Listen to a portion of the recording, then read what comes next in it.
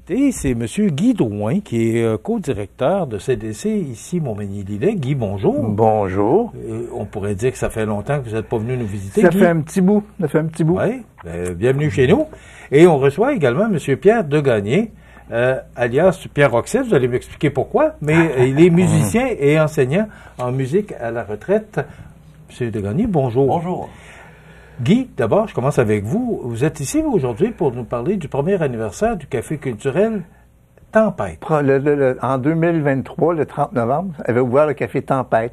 Puis depuis ce temps-là, c'est une belle aventure qui se passe. C'est issu d'un programme de la MRC de Lillet, de Signature Innovation, avec René-Annick Francaire qui est chargé du projet. Puis, ils ont créé 6 cafés dans la MRC de Montmagny, des cafés culturels. Il y en a 3 autres qui se sont rajoutés. Il va en avoir 9 à la fin du programme. Qui couvre quelle région? MRC de Lillet.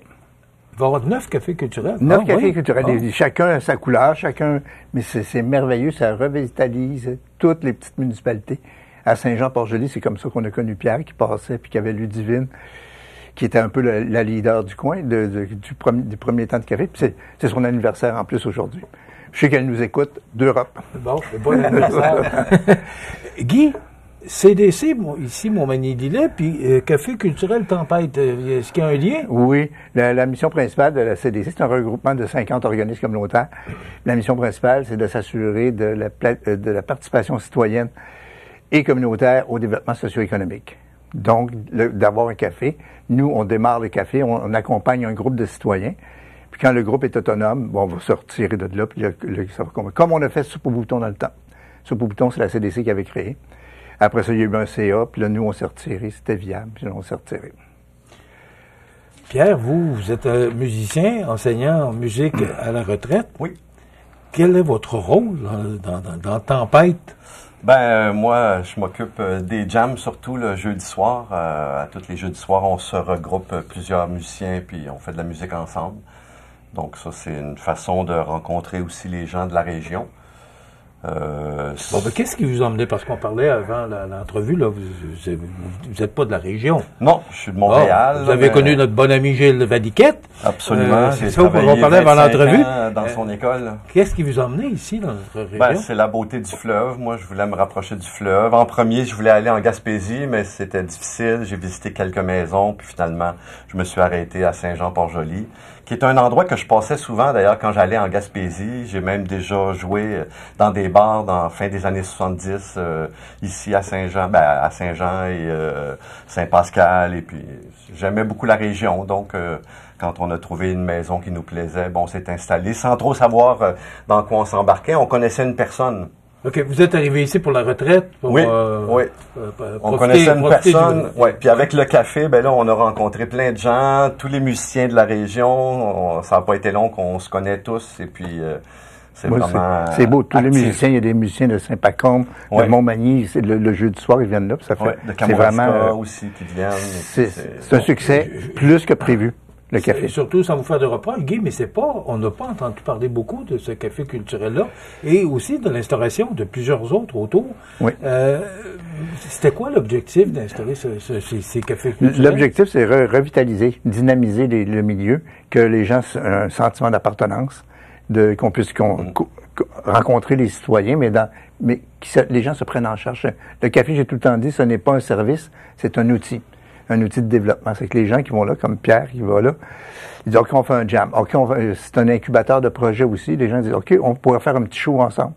On fait ça. Puis des gens du coin, ça leur donne une place où aller, puis même pour aller jouer, à pas cher, c'est gratuit. Quelqu'un va venir jouer, il n'y a pas de salle à payer, puis il met un petit prix d'entrée. Puis il y a beaucoup de spectacles aussi. Est-ce que c'est ça l'objectif, d'encourager des talents ou de découvrir de nouveaux talents de la région? Des nouveaux talents ou d'en faire connaître des gens des gens connus aussi. Des gens connus qui viennent ici. Je suis surpris de la programmation c'est tout le temps cas par cas. Là. C'est pas une programmation d'un an comme les Arts de la scène où là, c'est professionnel.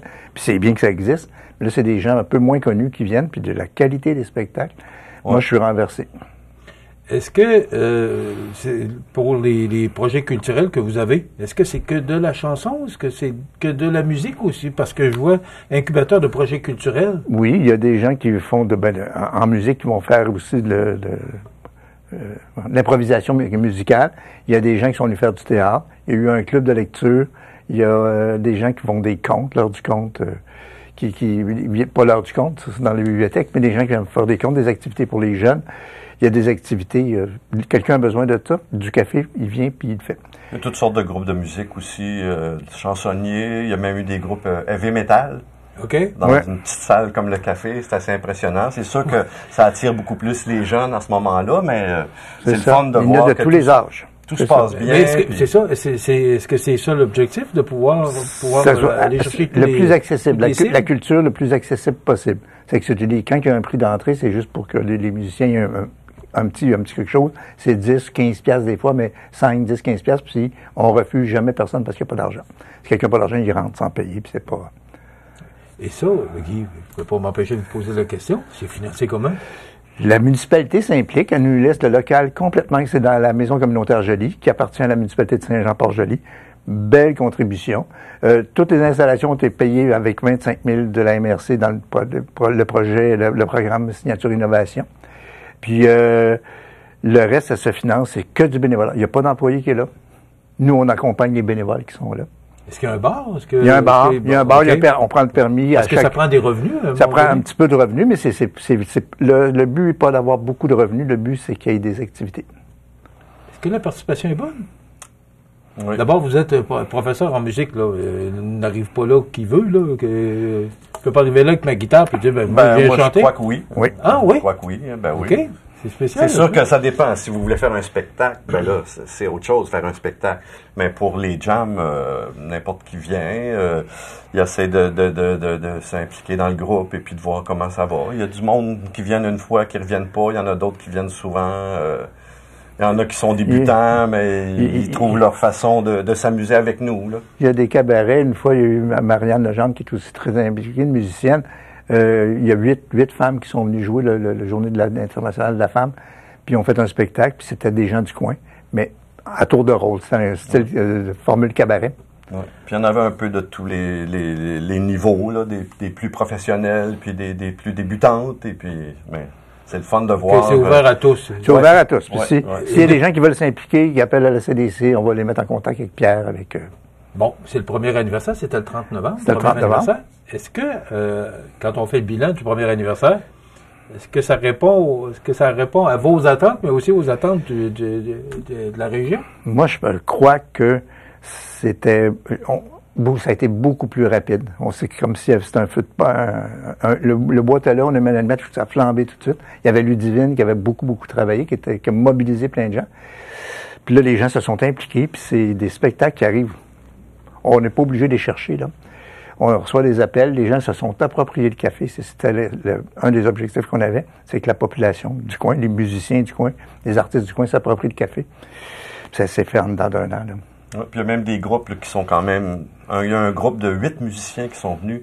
Il y avait des trompettes, des saxophones, et puis ils ont joué dans un petit café comme ça. C'est sûr que le revenu devait pas être énorme, mais eux, ils passaient, puis ils se sont dit, on a du temps, on arrête à ce café-là. On va aller jouer là parce que la réputation est bonne, et puis les gens sont sympathiques, et puis c'est... Quelle sorte de bilan vous feriez, vous? Vous êtes là depuis le début? Je suis là depuis le début. Les 12 derniers mois? Moi, je dirais que c'est fantastique, là. Je m'attendais pas, moi non plus, à ce que ça fonctionne comme ça. J'ai vu des spectacles, là. J'ai vu plus de spectacles au café que j'en ai vu dans une année quand j'étais à Montréal. Faut dire que je sortais pas trop, mais... Vous sortez plus depuis que vous êtes à la retraite. Après un an, c'est quoi le projet pour la deuxième année, Guy? On va vous n'arrêtez pas de me dire que c'est petit, là, mais est-ce que vous allez être obligé d'agrandir? Non, l'objectif, c'est pas ça. Il y a des salles de spectacle comme le Centre culturel Gérard Ouellette. Il y a des salles de spectacle ici à Montmagny.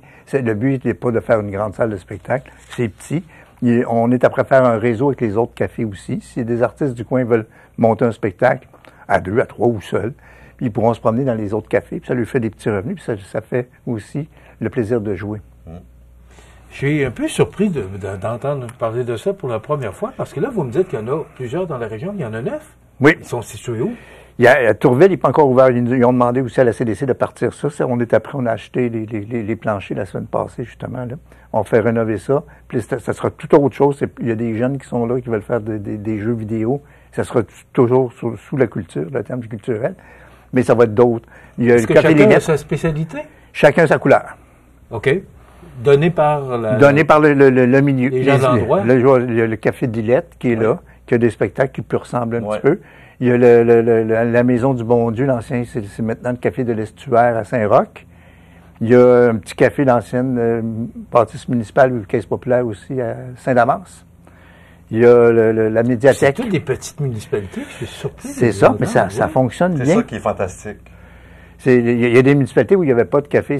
Là, l'important, c'est d'avoir un café. Du côté de Saint-Jean-Port-Joli, il y a plusieurs petits cafés privés qui sont là. C'est que c'était pas d'aller. On ne cherchait pas une place pour prendre un café, c'est plus des places pour parler culture. C'est un lieu de rencontre aussi, puis c'est ouvert à tous. C'est un peu comme une deuxième maison. En tout cas, moi, c'est comme ça que je vois ça. Quand je vais au café, c'est ma deuxième maison. Je rencontre d'autres musiciens, d'autres personnes avec qui je peux discuter ou faire de la musique ou passer du bon temps.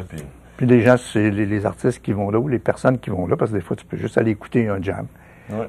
Puis il y a un numéro pour rentrer. Les artistes ont le numéro de code pour rentrer. Ils rentrent dans... Ici, ils veulent un café, c'est contribution volontaire. Il y a un poêle, un frigidaire. On peut s'amener de la bouffe si on veut. J'aurais aimé ça que vous m'apportiez des images, voir un peu. Pour le 3e anniversaire, j'emmènerai plein d'images. Ouais, mais vous aviez un caméraman qui était là à l'ouverture en 2024. Moi, c'est de voir l'implication aussi, parce que l'implication et l'appropriation citoyenne, moi, je suis surpris de voir les petites municipalités qui s'impliquent.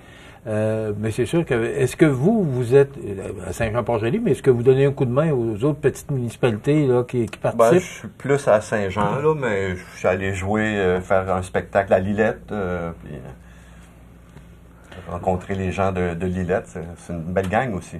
Ouais. Je connais pas les autres encore, là, mais ça va bien. J'imagine. Il y a des rencontres une fois par année de tous les cafés qui sont là. L'autre fois, tu es venu. Il a présenté le café de Tempête.